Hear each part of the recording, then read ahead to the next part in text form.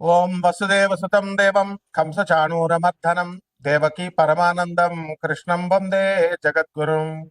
ఓం శ్రీ రాధాకృష్ణాభ్యాం నమ.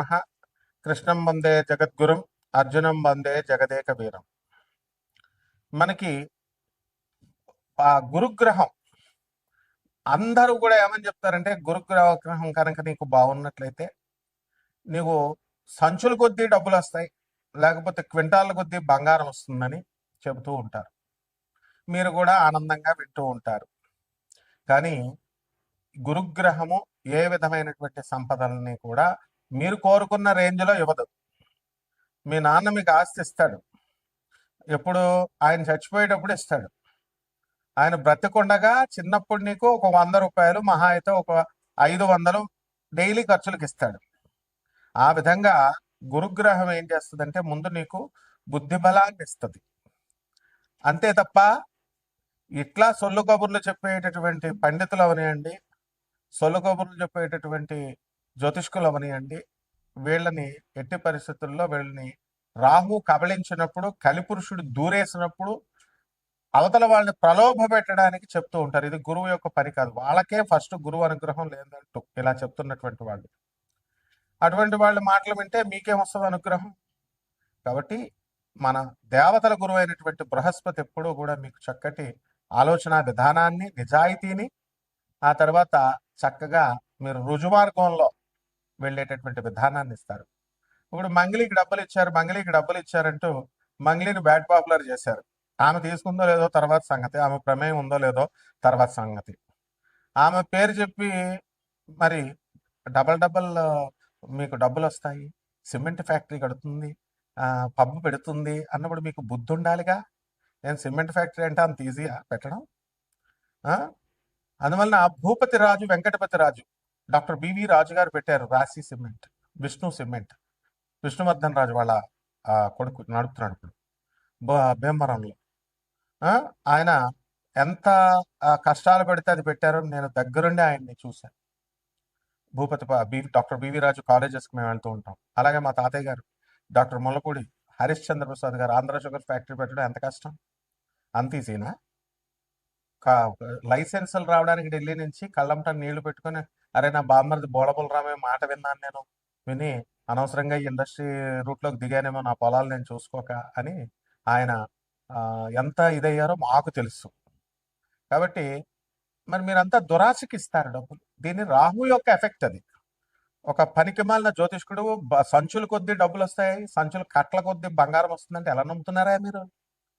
కష్టపడాలి, బాగా చదవాలి, మీ అమ్మ చెప్పిన మాట వినాలి. మీ నాన్న నేను పడ్డ కష్టాలు నువ్వు పడకూడదురా అని చెప్పేసి పాపం నేను బిజినెస్లో చిన్న చిన్న అబద్ధాలు, చిన్న చిన్న మోసాలు చేసి నేను కుటుంబ పోషణ చేయాల్సిన దుస్థితి మా నాన్న మాట నేను వినకపోవడం వల్ల నాకు ఈ పరిస్థితి వచ్చింది. నువ్వు ఆ పరిస్థితి తెచ్చుకోక నాయన, చదువుకోరా బాబు అని చెప్తాడు. అంతేగాని నువ్వు వేసుకొచ్చాయి, బ్యాంకులు దోపిడీ చేసుకొచ్చాయి, ఈ దొంగిలించుకొచ్చాయి అని తండ్రి చెప్పాడు.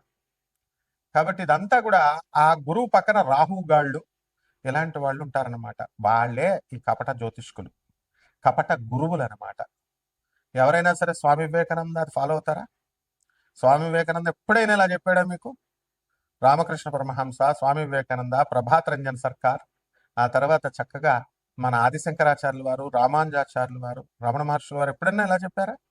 మరి ఇప్పుడున్న స్వామీజీలు నా దగ్గరికి వచ్చేయి, పూజ చేసుకో, కోట్లు వచ్చేస్తాయి, గోశాల పెట్టా, నీకు మోక్షం డైరెక్ట్ ఇచ్చేస్తా, ఈ ప్రవచనకారులు ఇలా చెప్పేటటువంటి వాళ్ళు. లేకపోతే గోశాల అంటాడు ఒకడేమో గుళ్ళు కట్టానంటాడు, ఒకడు కాశీలో పెట్టానంటాడు. ఉన్న స్వామి వివేకానంద అనాథ శరణాలయాల్లో, ఈ యొక్క ఆర్ఫనేజెస్ లో, ఓల్డేజ్ హోమ్లకి మీరు ఇవ్వచ్చు కదా. ఉన్న వాటికి ఇవ్వరు వీళ్ళు కొత్తగా పెడతారు వీళ్ళ బ్రాండ్తో, పనికి మాలిన వాళ్ళు. కాబట్టి స్వామి వివేకానంద ఇటువంటి జగద్గురువుల యొక్క ఆశీస్సులను తీసుకొస్తుందన్నమాట ఈ గురుగ్రహం. కాబట్టి మనకి కోటాను కోట్లు కావాలి, దురాశతో వెళ్ళేటటువంటి వాడు ఎప్పుడూ బాగుపడ్డు. రజనీకాంత్ ఏ సినిమాలో చెప్తాడు? నరసింహ, నీది కాదు నీ దగ్గరికి రాదు, నీదైంది నిన్ను వదిలి ఎప్పటికీ పోదు, నువ్వు ప్రయత్నించకపోయినా నీ దగ్గరికే వస్తుంది. ఇది సిద్ధాంతం నరసింహ. కాబట్టి చక్కగా ఆ గురుగ్రహం మనకి 19వ తారీఖు ఏప్రిల్ నెలలో స్వక్షేత్రగతుడు అవుతున్నాడు శుక్రగ్రహం. అలాగే మనకి ఈ యొక్క గురుడు కర్కాటక రాశిలోకి 2 జూన్ తర్వాత రాబోతున్నాడు. 31 అక్టోబర్ 2026 వరకు కూడా మనకి ఈ యొక్క కర్కాటక రాశిలో ఉండడం జరుగుతుంది. ఆ తర్వాత సింహరాశిలోకి ప్రవేశం చేస్తాడు 31 తేదీ అక్టోబర్ నెల 2026 సంవత్సరం నుంచి. అలాగే ఈ యొక్క బుధ గ్రహాన్ని మనం చూసుకున్నప్పుడు మనకి బుధ గ్రహము 30 ఏప్రిల్ 2026 సంవత్సరం తర్వాత ఈ యొక్క బుధుడు మేషరాశి ప్రవేశం చేస్తాడు. అలాగే ఈ యొక్క కుజగ్రహాన్ని కనుక మనం చూసుకున్నప్పుడు మనకి కుజుడు చక్కగా మే 11 తేదీ 5వ నెలలో మనకి కుజుడు మేషరాశిలో ప్రవేశిస్తాడు. అంతవరకు మీనరాశిలో 2 ఏప్రిల్ నుంచి ఉన్నాడు 2026 సంవత్సరంలో. ఈ విధమైనటువంటి గ్రహ మార్పుల వలన, ముఖ్యంగా ఈ యొక్క గురుడు శుక్ర గ్రహాల మార్పుల వలన, అలాగే ఈ కుజ బుధ గ్రహాల మార్పుల వలన, ముఖ్యంగా ఈ గురుగ్రహ సంచారం వలన మన 12 రాశుల వారికి కూడా ఏ ఏ రిజల్ట్స్ ఇస్తుంది ఒక్కొక్క రాశి వారిగా మనం చెప్పుకుందాం. ఇవన్నీ కూడా గోచార రీత్యా మనం చెప్పేటటువంటి ఫలితాలు కోటాను కోట్ల మందికి. మరి విడివిడిగా మీరు తెలుసుకోవాలనుకుంటే మీ వ్యక్తిగత జాతకాలు చూసినప్పుడు మాత్రమే తెలుస్తుంది. కాబట్టి ఎవరైతే సీరియస్గా ఉన్నటువంటి వాళ్ళు, సీరియస్గా డెవలప్ అవ్వాలనుకునేటటువంటి వాళ్ళు, అంతేగాని గ్రీడీగా కాదు. మంగ్లీ దగ్గరికి వెళ్ళి 5 లక్షలు వేసాం 10 లక్షలు అయిపోతాయి, 5 కోట్లు పెట్టాం, కోటి రూపాయలు పెట్టాం, తర్వాత బ్లేమ్ చేసుకుంటే ఒక్క రూపాయి కూడా రాదు వాళ్ళందరికి కూడా. నేను చెప్తున్నాను, ఆ నవగ్రహాల సంచారం తెలిసిన వ్యక్తిగా. ఇప్పుడు కేసులు పెట్టారు, ఇవన్నీ చేసుకుంటున్నారు కదా, వాళ్ళు చూడండి, ఆ కేసులో ఒక్క బాధితుడికి కూడా ఒక్క రూపాయి కూడా రాదు. విజయ్ మాల్వియా కొన్ని వేల కోట్లు ఎత్తుకుపోయాడు, వచ్చినాయా?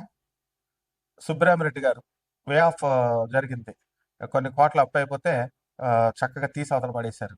ప్రభుత్వ విధానాలు అలా ఉంటాయి, బ్యాంకు విధానాలు. అదే పేదవాడికి చేస్తే ఇండ్ల మీదకి వస్తారు, పడతారు.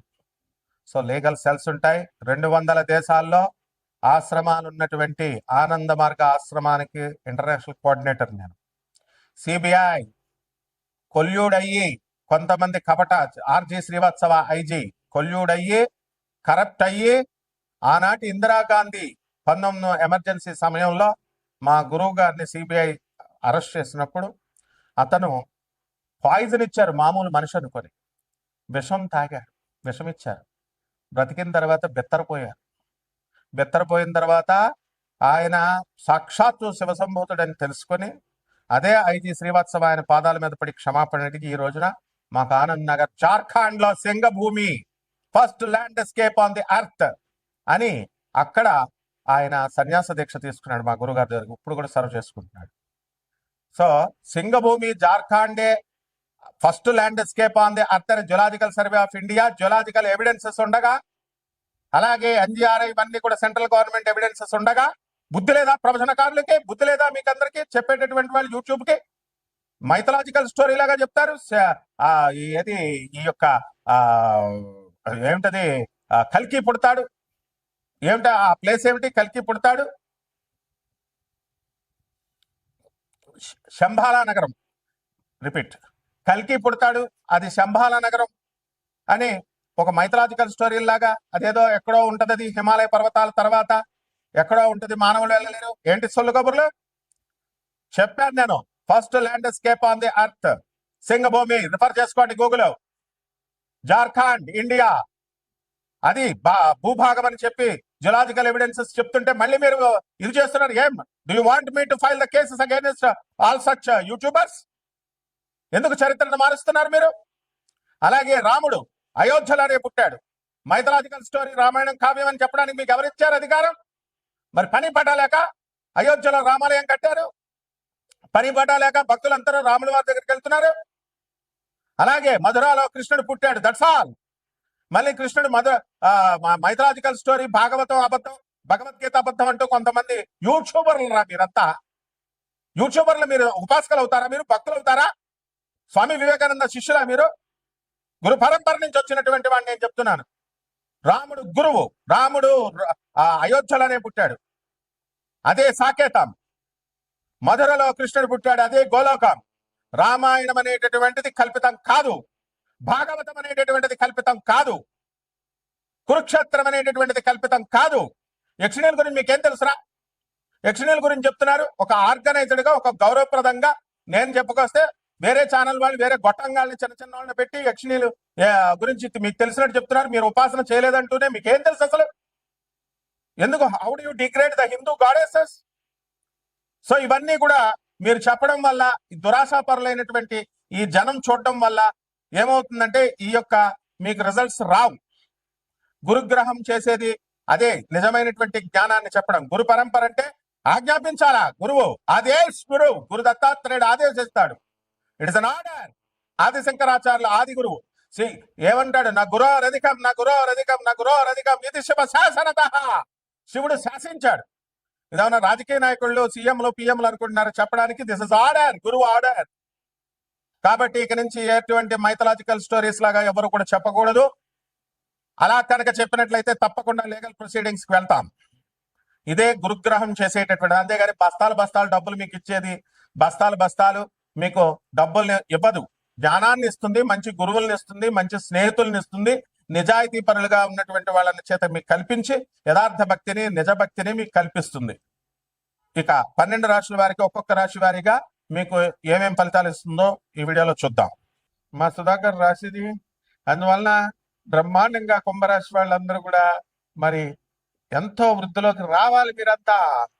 మా మేస్త్రి గారు రాశిది కాబట్టి ఈ యొక్క కుంభరాశి దాతృత్వం ఎక్కువగా ఉంటుంది, దైవభక్తి ఎక్కువ పెరిగిపోతుంది మీకు చక్కగా. అలాగే ఈ రాశి వారందరూ కూడా మనకి రవి చాలా ఉచ్చస్థితిలోకి వెళ్ళిపోయాడు. సోదరుల డెవలప్మెంట్, ప్రభుత్వం నుంచి మంచి సహకారం మీకు లభిస్తుంది. ఏదో ఒక director indirectly you will be benefited by the government. Government మీకు సహాయం చేస్తుంది. అండ్ ప్రభుత్వ స్కీమ్స్, సబ్సిడీస్ ఇవన్నీ కూడా మీకు రావడానికి అవకాశాలు ఉన్నాయి. జన్మంలో ఉన్నటువంటి రాహుగ్రహ ప్రభావం వలన కన్ఫ్యూజన్ స్టేట్ లో ఉంటారు మీరు. ఏం చేయాలో అర్థం కాదు, ఏమవుతుందో కన్ఫ్యూజన్ అనమాట. అయినప్పటికీ కూడా మీ యొక్క గురుడు 5వ ఇంట్లో ఉండి చక్కటి మంచి స్థానంలో ఉండడం వల్ల ఈ కన్ఫ్యూజన్స్ కి అన్నిటిని కూడా చక్కగా ఒక అడ్డుకట్ట వేసి ఐపీఎల్ మ్యాచ్లు చూసుకుంటా ఉంటారు రిలాక్స్డ్ గా. అప్పులున్నా సరే, సమస్యలున్నా సరే, ఏమున్నా సరే.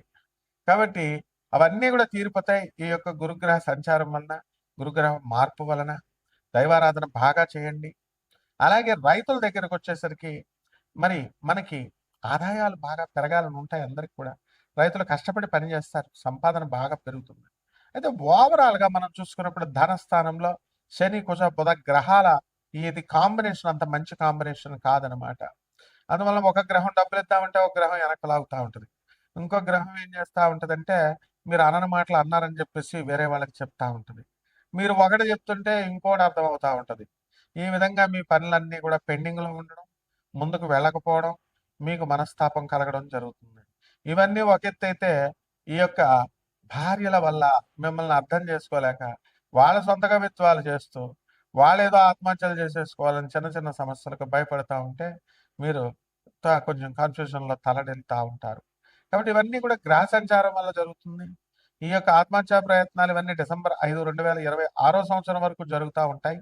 కాబట్టి అప్పటి వరకు కనుక మీరు భార్యలను మీరు రక్షించుకోగలిగితే మీకు ఏ ప్రాబ్లము అనేటటువంటిది ఉండదు. మీరు కూడా డిప్రెషన్ లేకుండా ఉండగలుగుతారు. భాగ్యంలో ఉన్నటువంటి కేతుగ్రహ ప్రభావం వలన మీకు చక్కగా ఈ యొక్క పితృదేవతల సహకారం మీకు లభిస్తుంది. ఎప్పుడో చచ్చిపోయిన మీ తండ్రి గారు, ఎప్పుడో చచ్చిపోయిన మీ తాత ముత్తాతలందరూ కూడా రహస్యంగా మీకు సహాయం చేయడం జరుగుతుంది.